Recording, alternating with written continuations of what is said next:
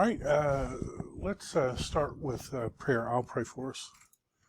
Father, thank you for giving us the privilege to attempt to learn this ancient language.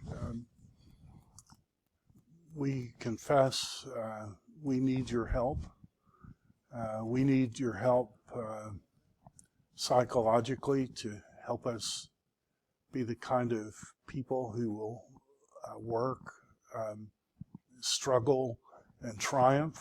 You can give us that. We need insight into understanding the grammar of our own language. I pray you help us with that today. And would you encourage us with this as we read this text together? I pray all this in Christ's name. Amen. All right. So, this is chapter 3. So we are on 3B. So 3B is always the vocabulary. And when we come to hosts, who's got a good mnemonic device for remembering the meaning of hosts? That's mine. It looks like as to me. So, os on the end of any word turns it into an adverb. That's one of my mnemonic devices, but by itself it just means as. So I'm going to give you hosts, and I want you to give me as in there. Te, anybody have a good mnemonic device for te? I can tell you mine. It's Latin, which may not help you if you haven't had Latin, but te and que are exactly the same word. You put it at the end of the word, it means and. Te is both and, que in Latin is both and. Te, que, same word, and. Does anybody have a better mnemonic device than that for memorizing te? Ace is into. My mnemonic device is, some people say eisegesis is where you have a preformed idea and you're trying to exegete that into the text. And we don't believe in eisegesis, we believe in exegesis. We want to understand what the text says, and if it goes against my tradition, I need to change my tradition, not trying to change the text based on what I think. Ace is motion toward, so it takes the accusative. Epi is on. Anybody have a mnemonic device for epi? We actually have some words in English, so like epigram is writing, it has to do with writing on something.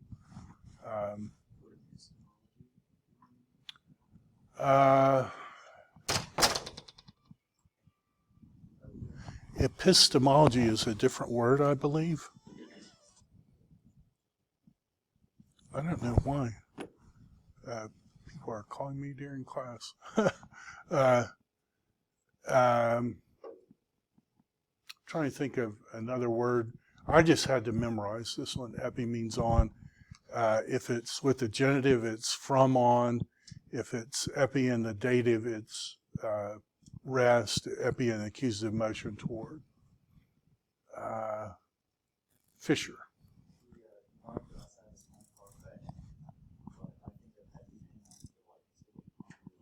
Oh, that's perfect, an EpiPen. Anytime you can get a mnemonic device that's almost jarring, that will get it to your short-term memory. And then you use that a while, it'll get to your midterm memory, and you go over that enough times, it'll get to your long. So that's great, EpiPen. Kata, and I'll take down or according to for this word. Do you have a mnemonic device? Don't tell me, Zoe.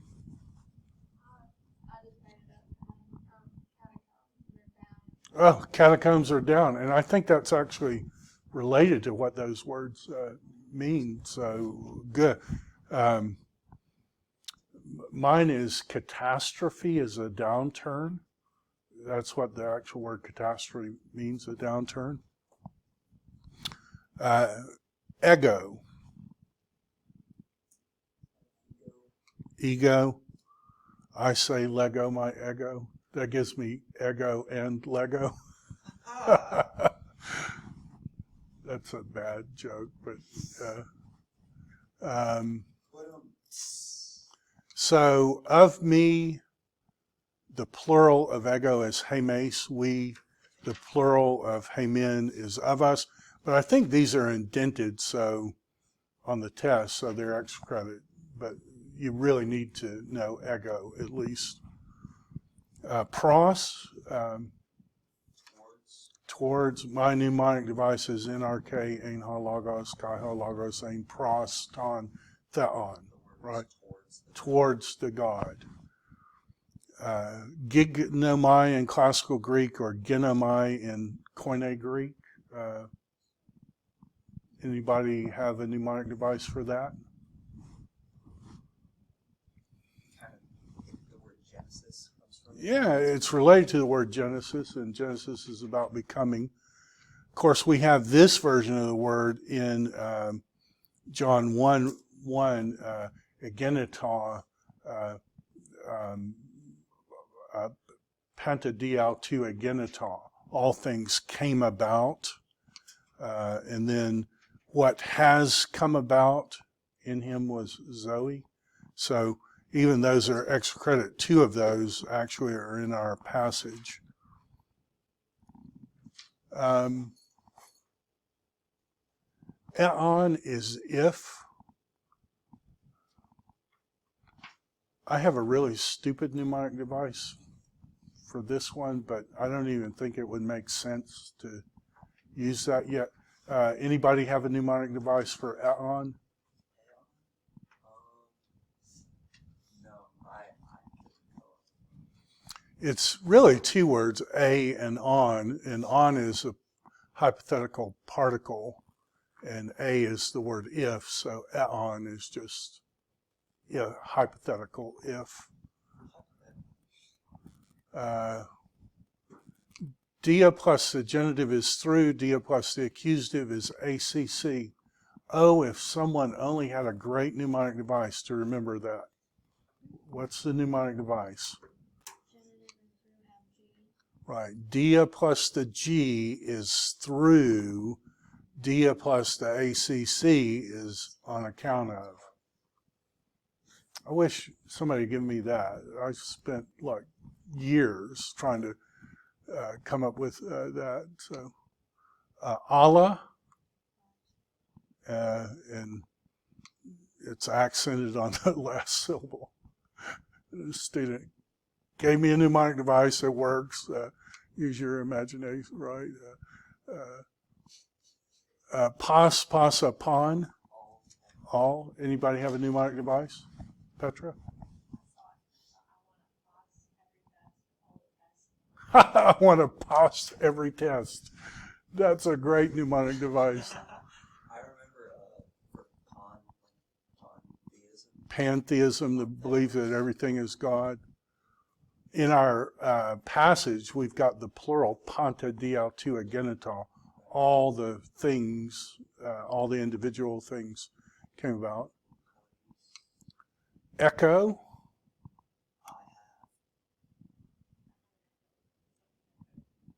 I have an echo. That's mine. Echo, hexo or scaso is the future, and escon is the aorist. But echo is what I want you to know. Ek, Alda. Yeah, to leading something out. Eisegesis and exegesis, right? Palus, palais, palu. There's too much pollution in the world. So my mnemonic device for this is when I went to a state school, Friday night, a lot of times they'd have a free movie. You know, we're all poor college students. We go to the free movie. And anybody ever seen that old Jimmy Stewart movie, Mr. Smith Goes to Washington?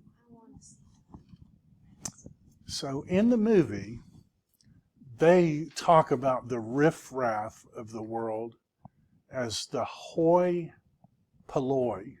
No way. The hoi polloi.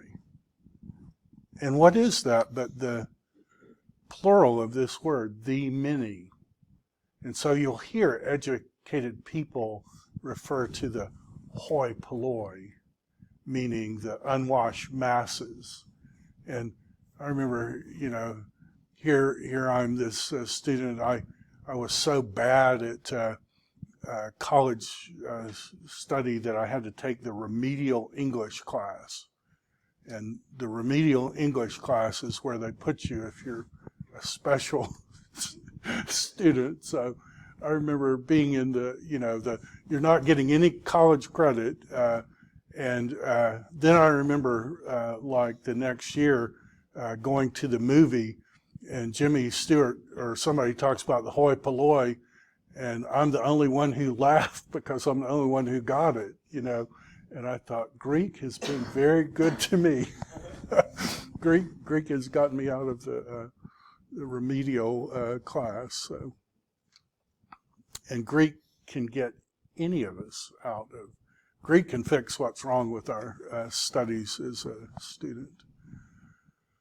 Okay, so ego min eimi paidion Hellenikon. On the one hand, I am a little Greek boy. Oiko de in agrois. In tauthagar, in tois agrois, georgos tis thrasalas estin. For there in the fields there is a farmer, Thrasalos. Right, right. If you want to be like perfect, a certain farmer, or you could do a certain thrasalos. I'd probably do it with farmer. And what? Yes. I can't remember the Estin is how it is. Estin. I can't remember what that. It's he, she, or it is. So it's the same as Amy, I am, but it's a third singular, he, she, or it is. So we'll just say is. There in the fields is a certain farmer, Thrasalos.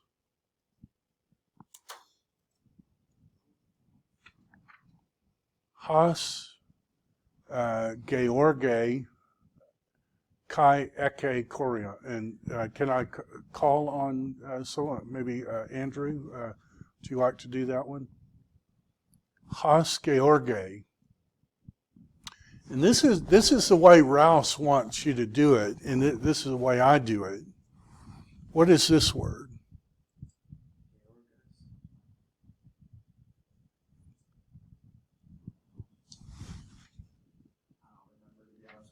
Okay, so we get the word George here. It's farmer and an earth worker. So if that means earth worker, what does this verb mean?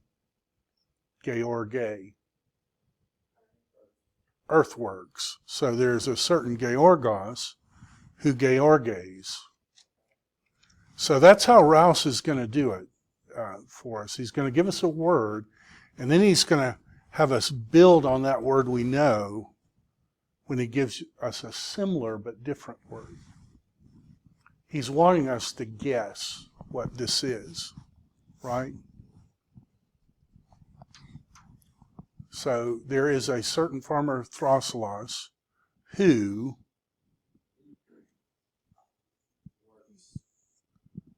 works in the earth, and Eke Korion. That's our actual vocabulary word, so it's a third singular of echo. And has an estate, that's right. A little bitty estate, 50 miles by 50 miles. Remember, these are patrician little boys, right, who come from the noblest families. So It's a little estate, kind of like Hamilton County, if you want to think about that. This was a small Just estate out of the uh, campus of the school. yeah. I remember one time I was talking with this guy. I pastored a very wealthy church. I'm not going to say that. It was about his idea of a lot of money versus my idea of a lot of money. And his idea of a little bit of money was my idea of a huge amount of money. So, ara erotas tis min ego tis de ha throsalos. Vinny, would you like to try that one?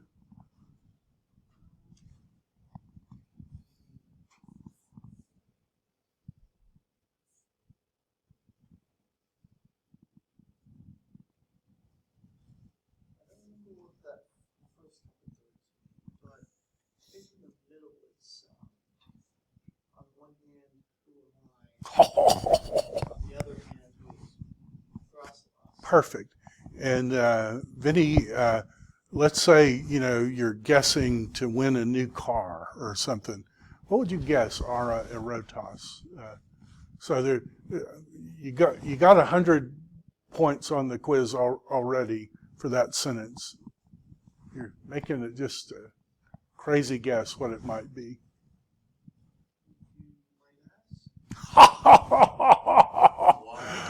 So you might ask. Who am I and who is? I've been struggling with that for weeks now. He was like, It took him 5 seconds. It took him 5 seconds. It took me like a month. Zoe, would you like to guess Lego Day? you got this, bro. You read too many books. Come on, man.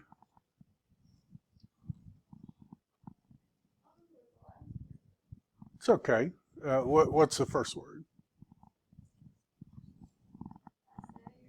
I say.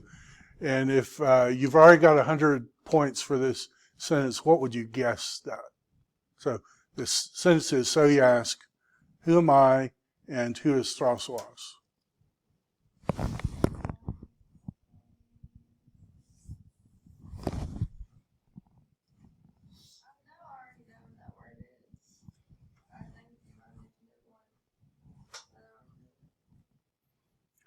Carter, would you like to guess?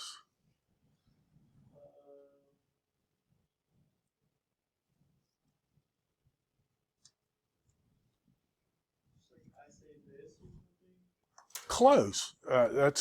That's closer. Cooper, can you improve on that? Hannah, can you improve on that?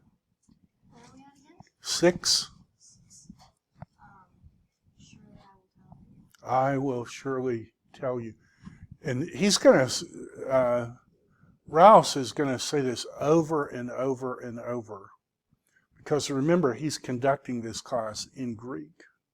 He's going to give questions, and whenever he wants to kind of help them feel, humble or something, he'll always say, Lego Day. I will surely tell you. Teknon gar Amy ego tu throsalu. And I am desperately trying to remember your name. Is it Chase? Chase.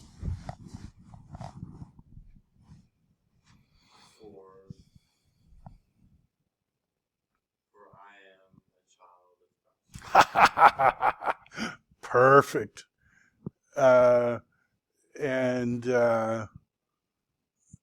who wants to do 8? Maybe Caleb. This is a hard one. Maybe you do 8.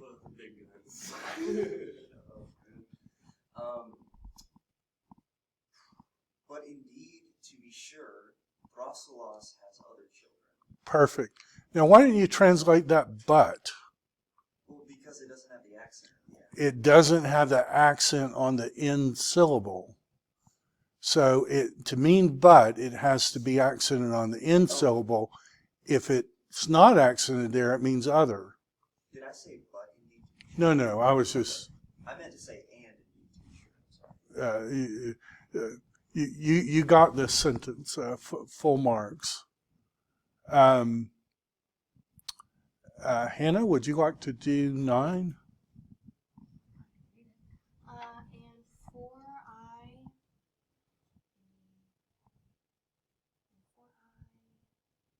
something child.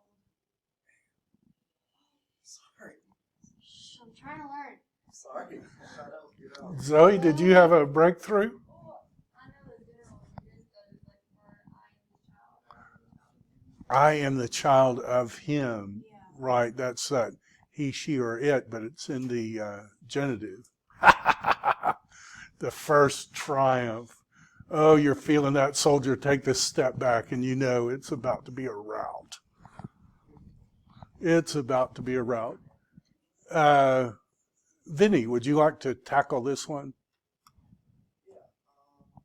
And I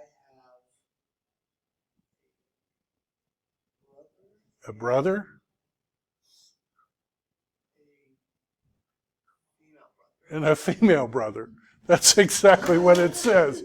I have a male brother and a female brother. Okay. And Carter, you want to tackle this one?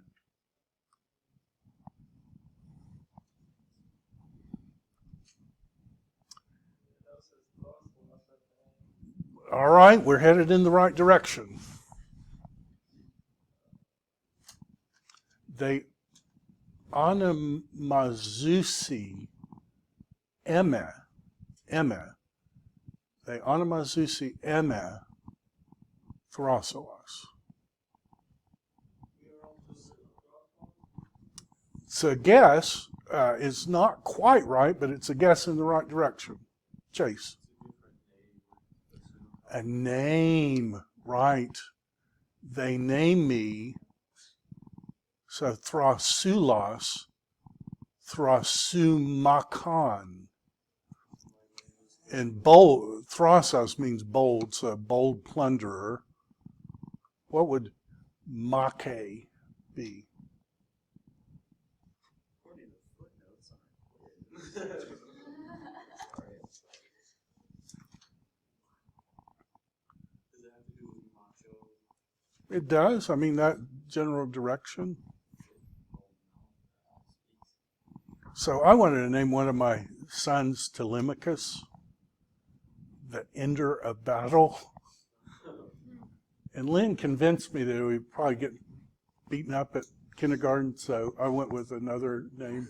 What is your son's name? My son's name, Jonathan Richard. Jonathan was my best friend in school, and Richard is a king.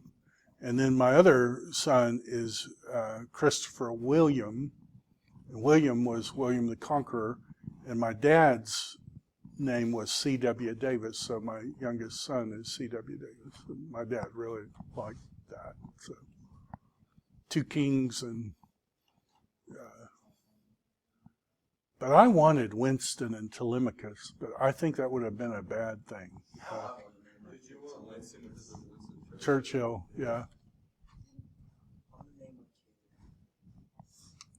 Okay, so they name me Bold Battler, and the brother they name Bold Mouth, and the sister they name Helen, most beautiful woman in antiquity. Therefore, we are the Tekna tu Throsalou. Esmin is we are. The un is therefore. And it's post positive, so you move un up. Therefore, we are children of Thrasalos. And on the other hand, we are also children of Eurydice, which means broad justice, which seems like a weird name for a woman. They have a really nice name. Like, people these days don't name their kids like they used to, and it sucks. I hate it. Me too. Do you know what Socrates' wife's name was? Do you know what Socrates' wife's name was? Xanthippus. What does that mean? Xanthos means blonde, and hippos means horse. Well, So his wife's name was the blonde horse. And evidently they had a really bad marriage, so people will talk about that's a xanthipic relationship.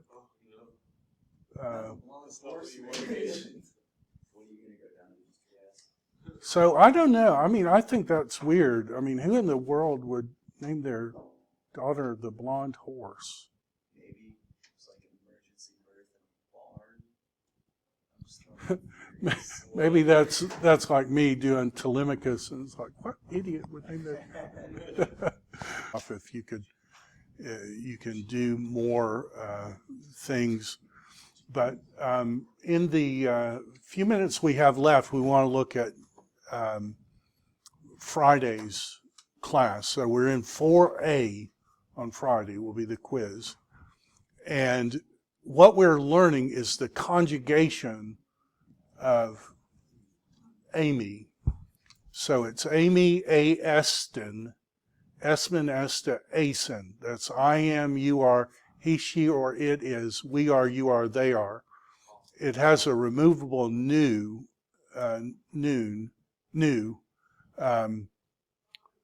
get mixed up with Hebrew and Greek. But if the next word begins with a vowel, you will put that, and if it doesn't, you can leave it off. Sometimes you'll see it there when it doesn't have to be, so both forms are there. Say this with me in Greek. Amy, A, Eston, Esmen, Esta, Asen. Amy, A, Eston, Esmen, Esta, Asen. Chase? Is the right three columns you are?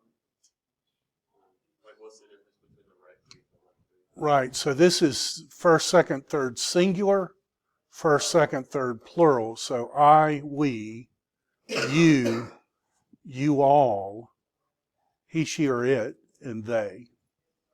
So that's how all conjugation charts will work. Singular here, plural, first person, second person, third person. Now, question for you. Is third person on the right, is that formal you, or just, like, can that also count for a formal you? So German is the only one that does that I know of, where in German you don't call somebody you singular. That's too familiar, so you call them you plural.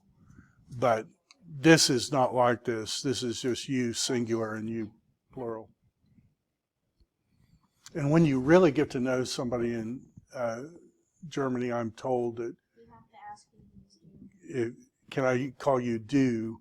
And then once you do that, you're kind of at the do level of friendship. So it's kind of interesting. So, I am, you are, he, she, or it is, we are, you are, they are.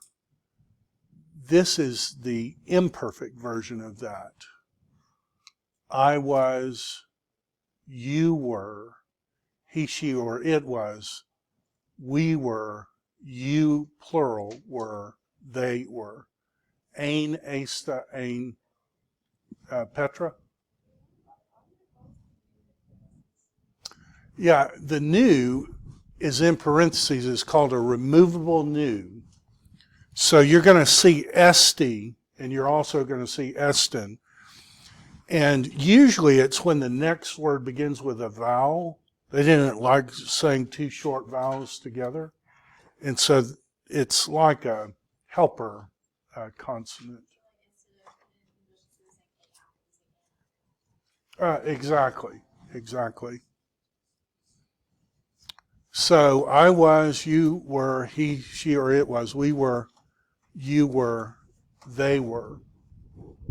Now, and this is my Spanish coming out, but is imperfect acted immediately in the past, or is it like, does it not matter how far in the past is it? So the imperfect is, in Greek, something that happens over and over and over and over again. That's what an imperfect is. And an aorist is something that happens, and you're not choosing to differentiate how it happened. You're just saying that it happened. When you use the imperfect, you're saying it was over and over and over and over again. So like I ate. Would be aorist, and then I was eating or I was continually eating would be imperfect. Kind of weird. We don't have that in English. I hated that. So we have this chart, which the good news is it's exactly the same endings as the adjective, as the definite article. This is the relative pronoun. Who can tell me what a relative pronoun is in English? And I remember what it was like in class when the lady asked, what's an adjective? And I felt too ashamed to raise my hand. How many of you know what a relative pronoun is? Be honest. Great. We're going to learn English together. That's a great thing about learning a foreign language. So a relative pronoun is who or which. So a relative pronoun would be like Mr. Smith, who is president, is my brother. So the sentence is Mr. Smith is my brother, right? Mr. Smith is the subject, is the verb, and my brother is the predicate nominative. But the phrase, who is president, is called a relative clause, a subordinate clause. You can think of it as a mini sentence. So a relative pronoun introduces that mini sentence. We've already had it in the reading. Throssilos, who has a chorion. That introduces a relative clause, a subordinate clause.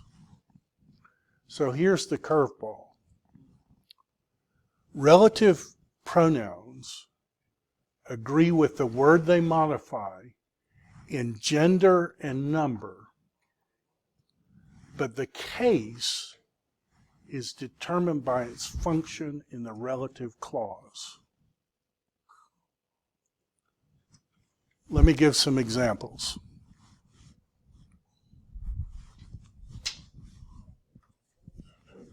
You're going to learn something in English that only educated people understand about English, and you're never going to make the mistakes again. Mr. Smith is president, right?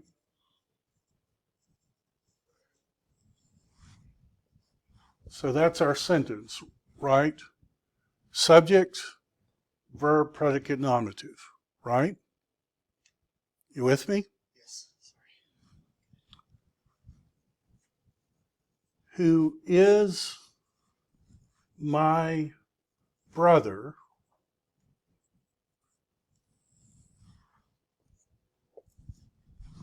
is that, right? So what case would Mr. Smith be in Greek? Nominative. And what case would who be in Greek?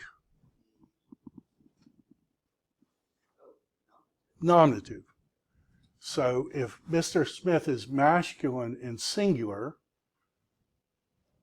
this would be masculine in singular, and it's nominative because it's functioning in this mini sentence as the subject. So it would have to be Hoss. Haas.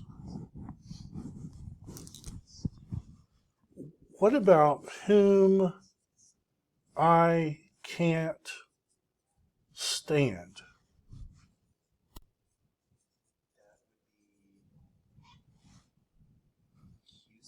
accusative because it's the direct object of the verb can't stand, right? So what case would this be in Greek?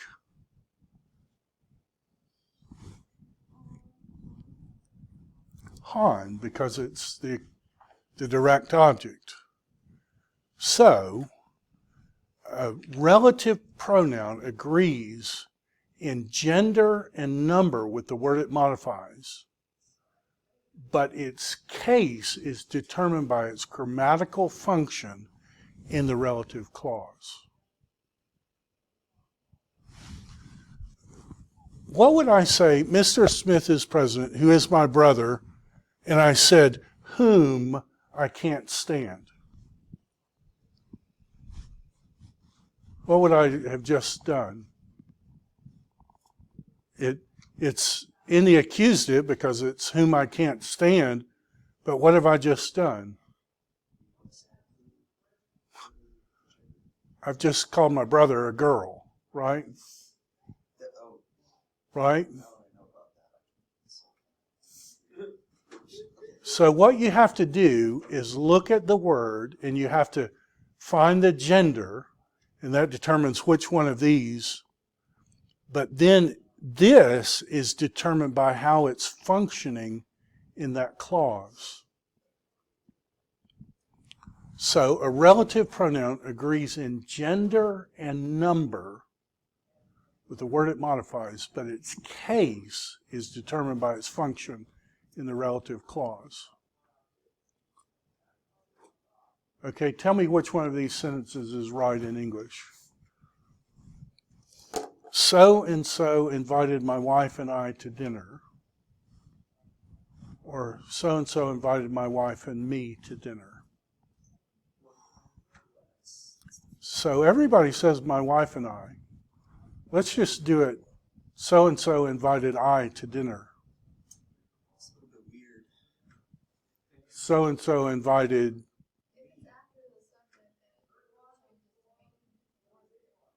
Right, it's a direct object. So everybody, when they're trying to be intellectual, will say, so-and-so invited my wife and I to dinner. And it's a blunder, a grammatical blunder, because you wouldn't say so-and-so invited I to dinner, right? Because I is nominative. You say so-and-so invited me to dinner, because me is the accusative case in English. So why did my English teacher for all of high school get on me when I said this weekend my friend and me, or me and my friend are going to this place? She kept saying, it's my friend and I. Well, there it is, my friend and I, isn't it? Because it's a that clause. So, and we're gonna learn why, which is great, which is one of the reasons learning a language is cool, right? So we got to memorize this chart.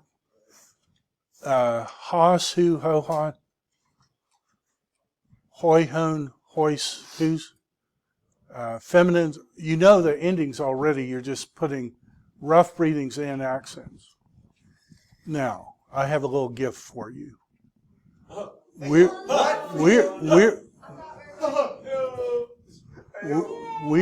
going to read some more in John, but I've given you Zerwick's grammatical analysis.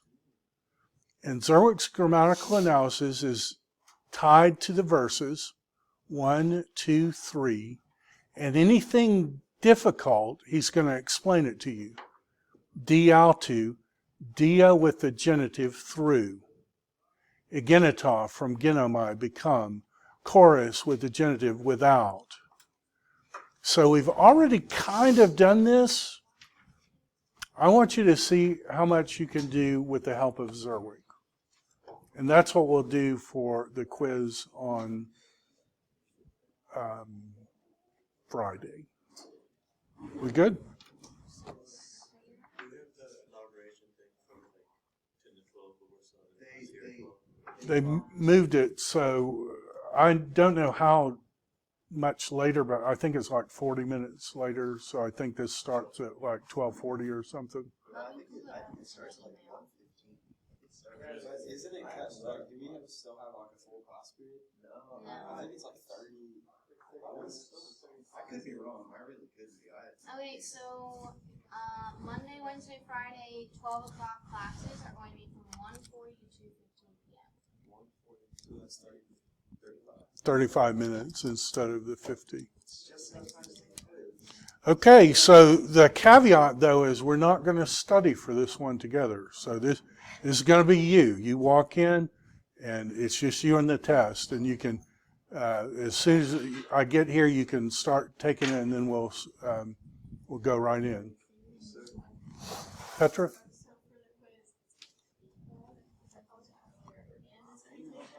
Yeah, so the quiz, I'll always give it to you. So if you go there, it will pull up the actual quiz. And it's the charts and then the translation. All right? If you need help, come by and see me, and I'll see you on Friday. I'm finally in familiar territory. It's nice. Can we put our quizzes right here? Yes.